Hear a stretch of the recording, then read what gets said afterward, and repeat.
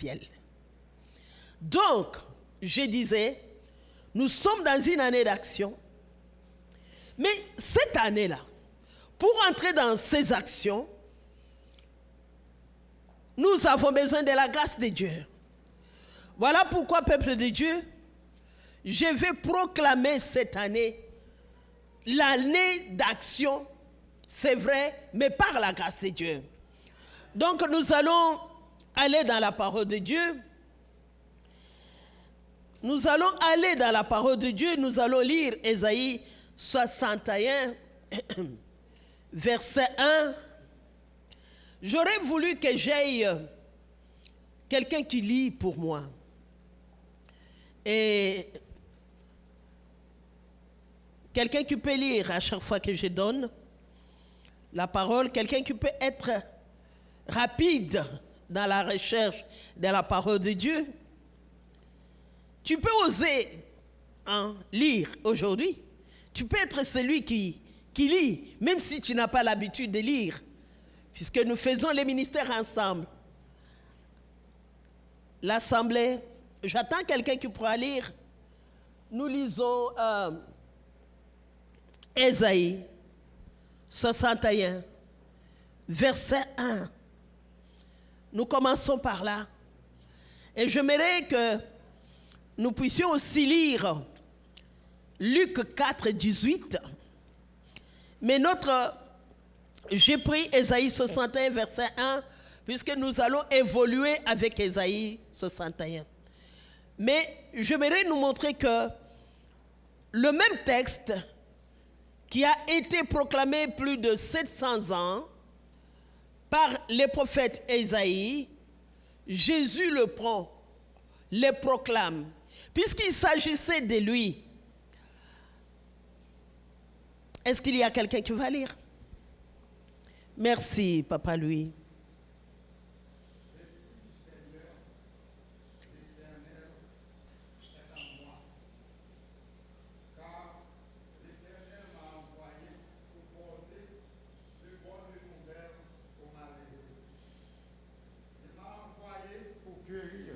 Ceux qui sont dans le cœur brisé. Amen. Et aux prisonniers, la délivrance. Amen. Pour publier C'est tout.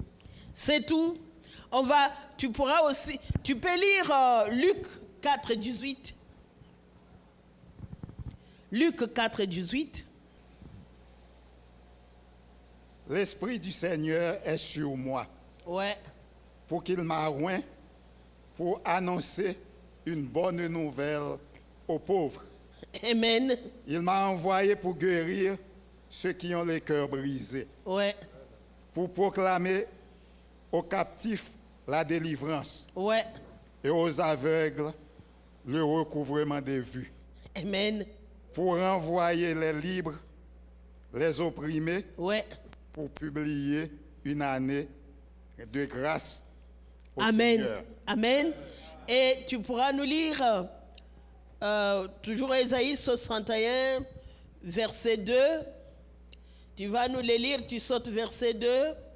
Tu nous liras verset 3. Tu pourras nous lire verset 4. Et tu sautes verset 5, verset 6 à 7. Donc, verset 2. Verset 2. Verset 2 jusqu'à 4. Une année de grâce de l'Éternel. Oui. Et un jour de vengeance de notre Dieu. Pour consoler tous les affligés. Pour accorder aux affligés de Sion. Pour leur donner un diadème au lieu de cèdre, de cendre. Ouais. Une huile de joie au lieu de deuil. Un vêtement de louange au lieu d'un esprit abattu. Ouais.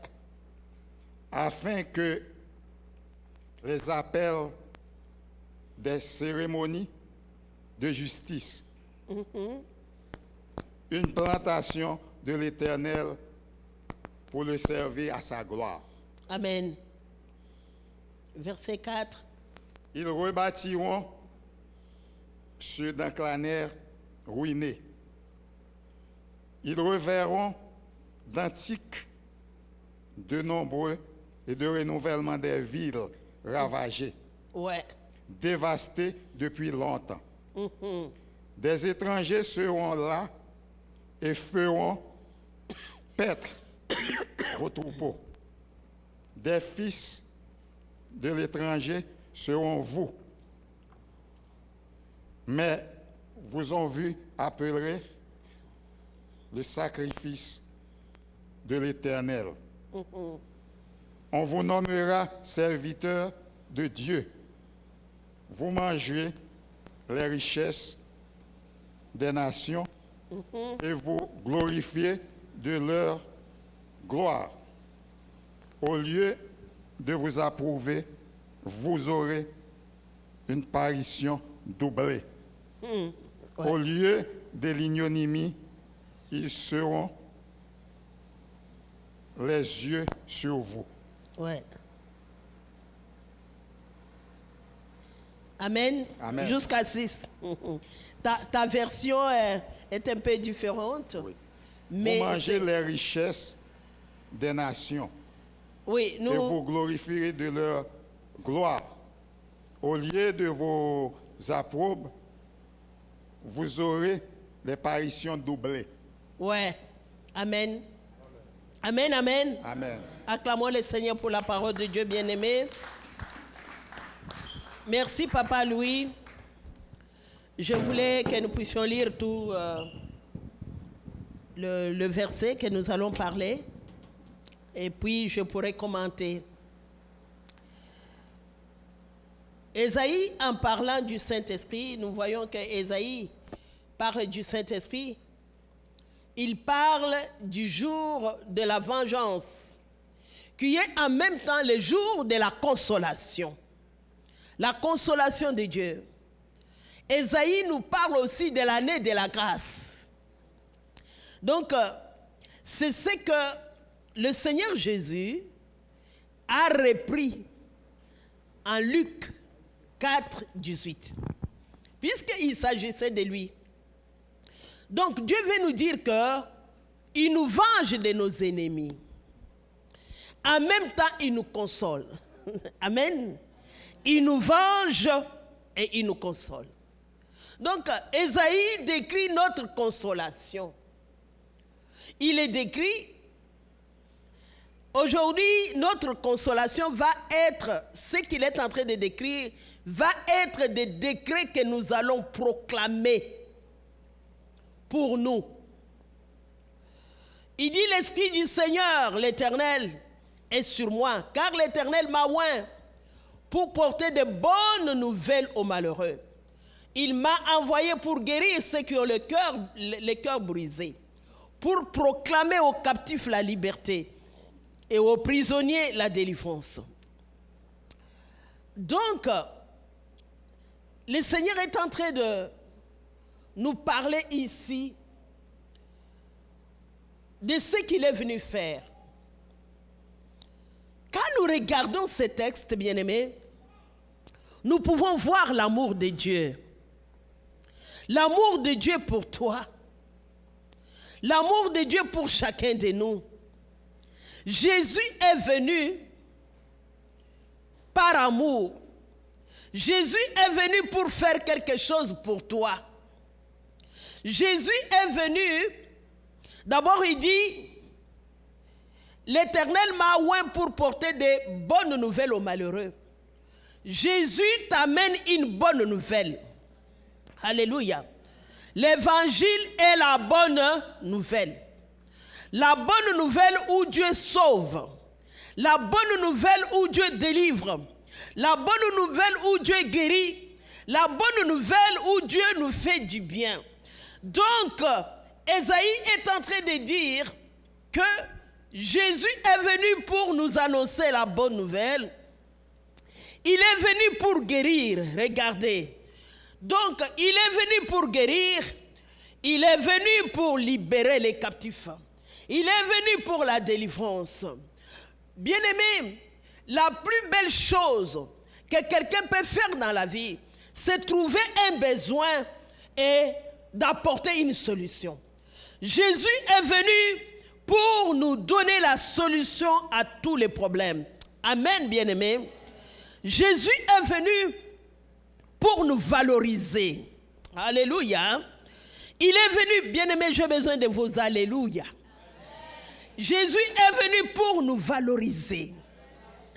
Jésus est venu pour nous donner la dignité.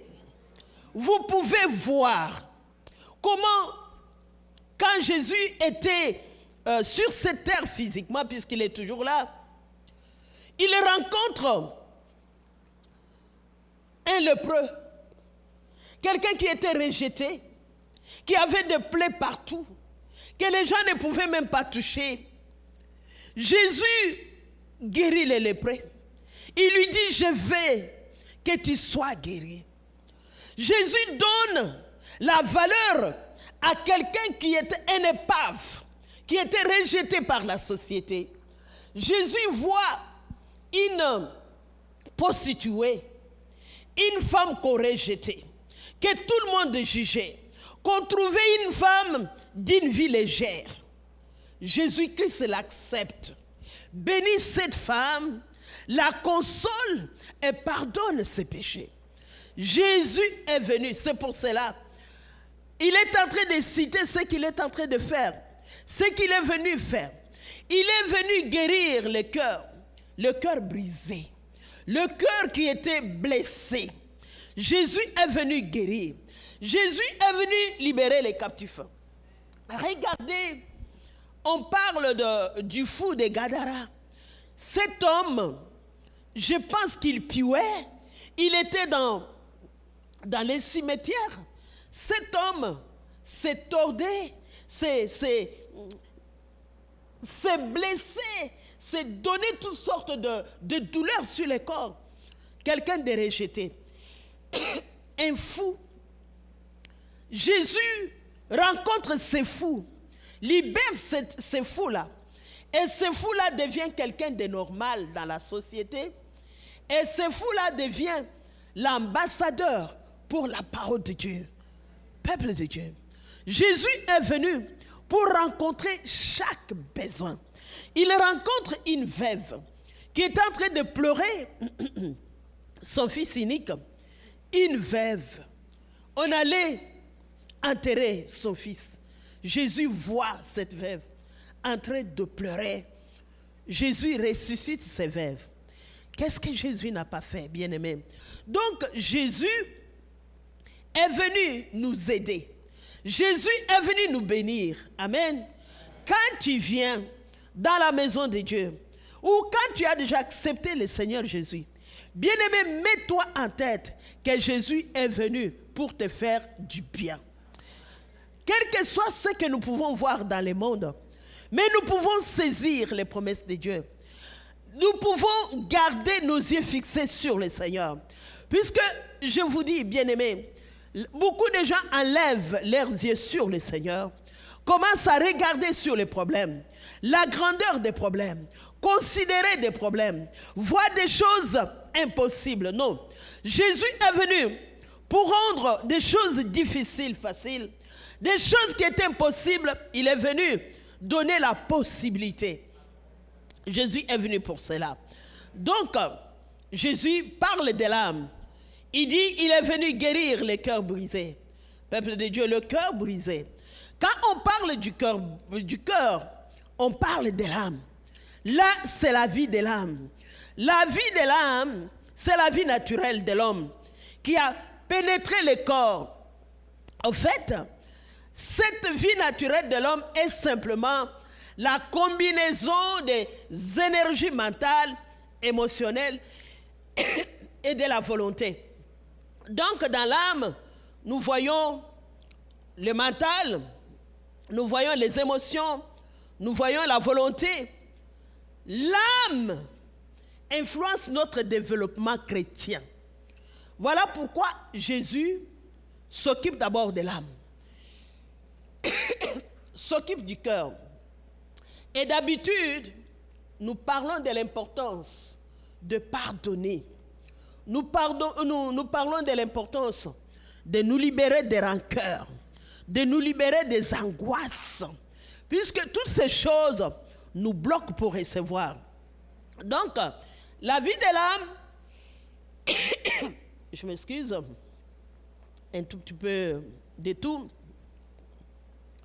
La vie de l'âme influence le corps. Donc, cette influence a un grand impact sur notre santé physique. Vous comprenez? Quand on parle de l'âme, puisque l'âme influence le corps. Et c'est dans cette partie de l'homme qui se trouvent les émotions, les sentiments, l'affectivité, les désirs, toutes les facultés, l'intelligence, la pensée, l'imagination, la volonté, c'est dans l'âme. Donc, Jésus s'occupe de l'âme. Jésus nous guérit. Voilà pourquoi, bien-aimés, nous devons avoir un cœur ouvert. Amen. Mental ouvert pour recevoir la guérison. Souvent, nous parlons d'oublier le passé. On le parle beaucoup. Mais quand on n'est pas ouvert à la guérison de l'âme, nous ne pouvons pas saisir des bénédictions de l'Éternel. Donc, je disais, c'est de là, dans l'âme, où on sent toutes sortes d'émotions. C'est dans l'âme d'où viennent les blessures intérieures. On parle des blessures intérieures. C'est dans l'âme. Ok? Tu es blessé dans tes émotions. C'est dans l'âme qu'on est déçu. Quand on dit « on m'avait déçu », « on m'avait trahi », tu le sens dans ton âme. On se sent maltraité. C'est dans l'âme. Quand on parle d'un enfant qui était maltraité, une femme qui était abusée, toutes sortes de ces choses, on les garde dans notre âme. Donc, on sent l'injustice de la vie des hommes. C'est dans l'âme. L'âme garde toutes ces choses. Donc, on ressent la joie, la paix, le bonheur. On ressent l'amour. C'est dans l'âme. Là où on les sent. Donc, c'est à partir de l'activité de l'âme que l'homme prend conscience de son existence. L'âme a beaucoup d'influence sur le corps. Regardez, Jésus guérit les cœurs brisés. Pour que, vous savez que beaucoup de maladies, il y a beaucoup de professionnels de la santé ici, beaucoup de maladies viennent de l'âme. On a constaté cela. On les appelle les maladies psychosomatiques. Les maladies qui touchent le corps par l'âme. Beaucoup de gens qui ont été blessés, beaucoup de gens qui ont gardé les chagrins, qui ont gardé le rancœur, le ressentiment, ça se répercute sur l'âme. C'est comme par exemple, tu vis tout le temps dans les stress. Tu te mets dans le mode de stress. Ton âme est toujours stressée. Écoutez, au bout de quelques temps, si tu ne sais pas corriger cela, tu vas tomber malade. Donc le Seigneur commence par guérir notre âme. Il commence par guérir notre corps. Il nous guérit. Pourquoi? Le verset 2 nous dit, pour publier une année de grâce de l'Éternel et un jour de vengeance de notre Dieu, pour consoler tous les affligés, pour accorder aux affligés de Sion, pour leur donner un diadème au lieu de la cendre. Alléluia. Je voulais nous dire ici quelque chose sur le mont Sion. On parle, il dit, il publie une année de la grâce. Une année de la grâce de l'Éternel. Donc, une année de la grâce, en même temps un jour de vengeance. Il te venge. Il dit, cette année de grâce, c'est une année où il console tous les affligés. Donc il dit, pour accorder aux affligés de Sion, il précise, pour leur donner un diadème au lieu de la cendre. Il parle de Sion. Ici, c'est toute une montagne. On parle de Mont Sion. Quand on parle de Mont Sion, c'est la montagne de la grâce. Amen. La montagne de la grâce où le Saint-Esprit était descendu et l'Église était née dans la chambre haute. Donc, quand on parle de Sion, on parle de l'Église. Jésus veut consoler. Alléluia. Jésus console son Église. Amen. Il faut que son Église ait un cœur ouvert pour recevoir cette consolation. Ah, je voulais dire, le Seigneur nous dit, c'est une année de grâce. Alléluia. Une année de grâce. Vous savez, la grâce ne fait qu'offrir. La grâce ne fait que donner. La grâce fait des choses gratuitement. La grâce, c'est quoi? La grâce, c'est une faveur. Vous savez, on peut parler du favoritisme. On dit par exemple en classe, ce professeur favorise tel. Même à la maison, on peut parler de faveurs. On dit, maman aime seulement tel, il lui fait beaucoup de faveurs. Donc la grâce, c'est une faveur. Je peux l'appeler favoritisme. Veut dire Dieu te favorise. Amen. Dieu te favorise. Amen. Le Seigneur dit, cette année, c'est une année où il te favorise. Je ne sais pas si vous comprenez. Dieu te favorise. Vous savez, Dieu peut nous faire prospérer et nous faire entrer dans notre destinée de plusieurs façons. Mais la grâce, c'est la meilleure façon où Dieu utilise pour nous faire entrer dans notre destinée. Puisque la grâce, c'est juste une faveur. Dieu te fait une faveur. Alléluia. Dieu dit qu'il te fait une faveur. Cette année, il te fait grâce. Vous savez, une faveur, c'est quelque chose que tu ne mérites pas. Que tu ne mérites pas. Donc, il y a des choses que Dieu va faire pour toi sans que tu les mérites. Tu vas dire, qu'est-ce que j'ai fait pour mériter ça? Alléluia. Les péchés, tu pouvais peut-être penser, à cause de ceci et de cela. Bien-aimé, Dieu te fait grâce. Dieu te fait grâce. Il t'a déjà fait grâce à la croix. Jésus est mort pour te justifier.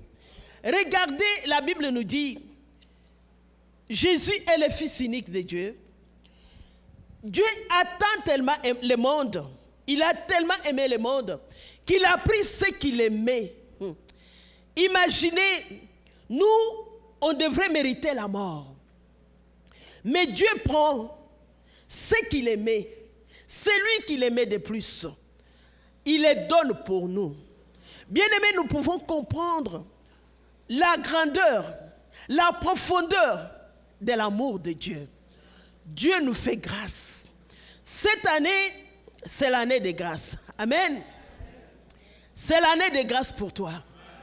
Voilà pourquoi tu ne dois pas te comparer à qui que ce soit. Non, tu ne dois pas te comparer. Dieu te fait grâce. Tu n'es pas dans la compétition. Je vais dire à quelqu'un, arrêtez de vivre de compétition. Arrêtez de vivre de comparaison. Tu n'es pas dans la compétition avec qui que ce soit. Non. Même si quelqu'un a eu telle chose que tu n'as pas. Mais Dieu te fait grâce cette année. Amen, amen. Dieu n'a pas fait d'erreur pour que tu sois là, pour te créer. Dieu te fait grâce. Donc, vous savez, Dieu peut toucher par sa grâce le cœur même des gens qui ne t'aiment pas. Même tes ennemis pour te faire du bien. Saisissez cela. Alléluia. Même si tu avais la marque de non-grâce de Dieu, vous savez, Dieu te fait grâce. Puisque tu es là. Amen. Dieu fait grâce à l'église. Alléluia. La grâce, la faveur est une chose puissante. vous croyez que Dieu fait grâce à une femme qui était une femme prostituée, qui ne pouvait même pas être admise dans la société. Dieu lui fait grâce de lui pardonner tous ses péchés. Quand les hommes les regardaient, quand les hommes les jugeaient, la trouvaient une femme sale, mais Dieu lui fait grâce. C'est comme ça que Dieu te fait grâce. Pour tout, j'aimerais dire à quelqu'un qui ne va rien mériter, mais Dieu va te le donner par la grâce. Tu vas regarder la grandeur, la beauté, la chose que Dieu te donne, que Dieu fait pour toi. Tu vas même te dire, je ne le mérite pas. Mais il va le faire par sa grâce. Puisque cette année d'action, c'est une année de grâce. Dieu va te faire grâce pour que tu réalises, pour que tu entres dans un progrès. Alléluia. Dans le nom de Jésus. Je déclare que vous obtenez la grâce. Je déclare que vous obtenez la faveur de Dieu. Alléluia. Même si tu étais sur la marque de non-grâce, moi je déclare la grâce sur toi au nom de Jésus. Alléluia. J'aimerais que chaque personne ici, tu vas associer ton nom, je vais te dire, associe ton nom avec la faveur, associe ton nom avec l'influence, associe ton nom avec le succès, associe ton nom avec la réussite. J'aimerais que tu l'associes, que tu le dises. Vous savez, le 31, nous avons parlé des lois spirituelles, la loi des décrets, la loi de proclamer des choses, la loi de dire des choses. Et dans l'esprit, la loi de l'esprit, chaque chose que tu proclames arrive. Mais tu dois continuer à proclamer. Ne t'arrête pas ici. On avait pris l'exemple des eaux secs dans la vallée. Nous avons vu les prophètes donner l'ordre. Ils donnent l'ordre aux eaux. Nous avons vu que les eaux commencent à bouger, à venir ensemble. Et le Seigneur lui dit, parle encore. On voit que les eaux prennent la chair, mais il n'y avait pas de vie. Dieu lui dit, parle encore. Appelle l'esprit. Ce que je voulais dire, dans le monde de l'esprit, quand nous proclamons des choses, tu dois continuer à les proclamer. Amen. Tu dois continuer à les proclamer dans le nom de Jésus. Voilà pourquoi j'aimerais que ça sorte de ta bouche. Et j'aimerais dire, peuple de Dieu, dans cette année, fais très attention à ce que tu es en train de dire.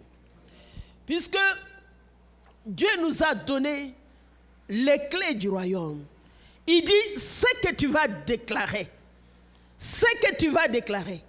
Il dit, je vous ai donné les clés de la vie. En d'autres termes, ce sont des secrets de la vie. Ayez l'habitude de ne pas prendre vos paroles à la légère. Je vous ai donné les clés du royaume. Les clés, ce que tu déclares, ce que tu permets, sera permis. Ce que tu ne permets pas, ne sera pas permis. Ah oui, tu dis des choses, tu t'excuses, tu dis, ah non, moi j'ai dit ça seulement pour ça. Non, non, non, non. Un enfant de Dieu doit beaucoup contrôler ce que tu dis. Puisque beaucoup de gens vivent des choses qu'ils ont dit, ils ont oublié. Tu commences à dire, oh Dieu ne me bénit pas. Dieu t'a créé à son image. Il a parlé, les choses sont venues. Tu es un Dieu avec un petit D. Tu es un enfant de Dieu, tu viens de Dieu. Tu as la nature de Dieu. Voilà pourquoi j'aimerais que tu associes. Il y a des choses que tu dois faire toi-même. Tu dois avoir la foi pour toi-même. Personne ne viendra avoir la foi pour toi. Je vois beaucoup de gens sont en train de suivre des hommes de Dieu, des femmes de Dieu derrière. Non. Personne n'a ta vie. Tu sais, Dieu nous a donné tous l'autorité. Il nous a donné les clés du royaume. Il faut savoir les utiliser.